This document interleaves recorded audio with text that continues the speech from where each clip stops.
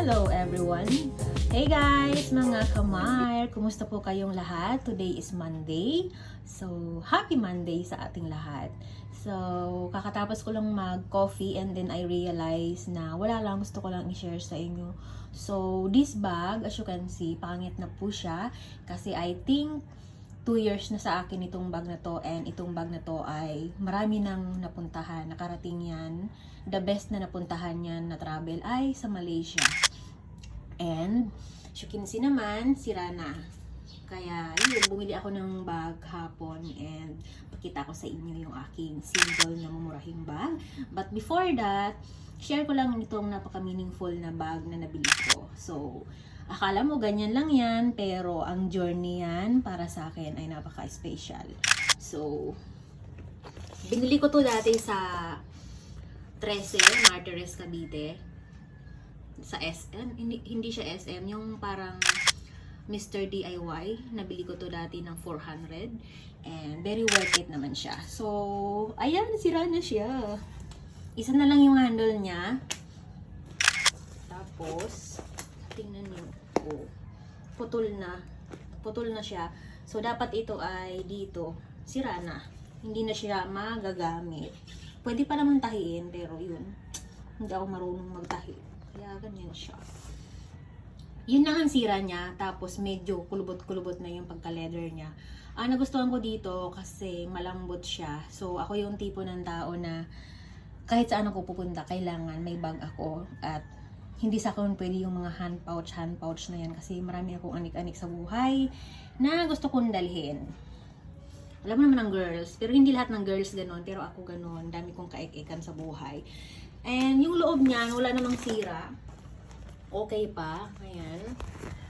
Pwede pa to, pag marunong magagamit pa to. So hindi ko muna siya itatapon, kung kayang maremedyohan, pwede pa to pambigay sa aking mga pinsan sa probinsya. Diba? Sayang naman. So, tsaka napaka-meaningful nito sa akin. And, ayun, medyo may kalawang na yung lock niya. So, yun, wala lang. Share ko lang sa inyo. And, kahapon, nagpunta ako ng Best Buy at nakabili ako ng isang simple na bag para sa aking pang-araw-araw. And, hindi ako mahilig talaga sa shoulder bag. Gusto ko sling bag lang and little backpacks. Ganun yung mga type ko. At hindi rin ako mahilig sa mamahaling bag. No way.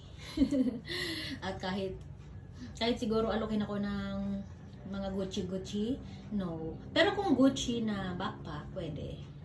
And Gucci na sling bag. Pero yung mga handbag na mga pouch na maliliit na parang kasya lang akong wallet and phone, no way. Hindi ako mahilig. So, ayan, napahaba na yung kwento ko. And now, presenting my simple little backpack na bag. So, ayan po siya. Murahin lang po yan, pero masaya-masaya po ako sa pagbili niyan. Ayan. Binili ko siya kahapon. Napakamura lang. So, ayan.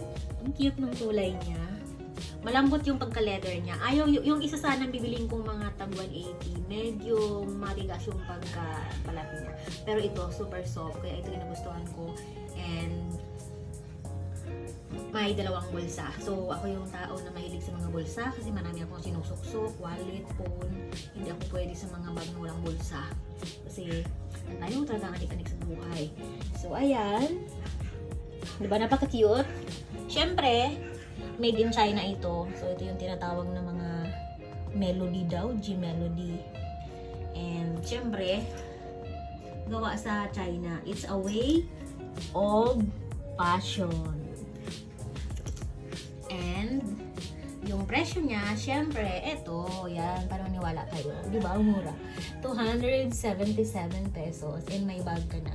So, let's say, mga 1 year din to sa akin or 1 year and a half or 2 years. Depende sa paggamit ko. Kasi pinupuno ko talaga yan kapag may mga lakad ako medyo malayo-layo. Pero pag yung mga malapitan, normally, basic lang ang laman yan. Mga payong, wallet, pouch, may pakit. Pero pag medyo malayo, kung ano ang kasyang maisuksok ko dyan. Suksok yan. Tapos, ayan siya. Maganda ba? Tapos yung likod niya, ayan. Ang nagustuhan ko dito, kasi ayun, ano siya, ayan, tahi siya. Unlike doon sa isang mga choices ko kahapon, alam mo yun, yung dito banda dyan niya, hindi siya tahi. Kumbaga, parang ang dating niya, parang ganyan. Itong parang kinakabit-kabit at itanggal. Ayoko nun kasi parang mas nabilis siyang masira. So ito, okay siya. Ayan.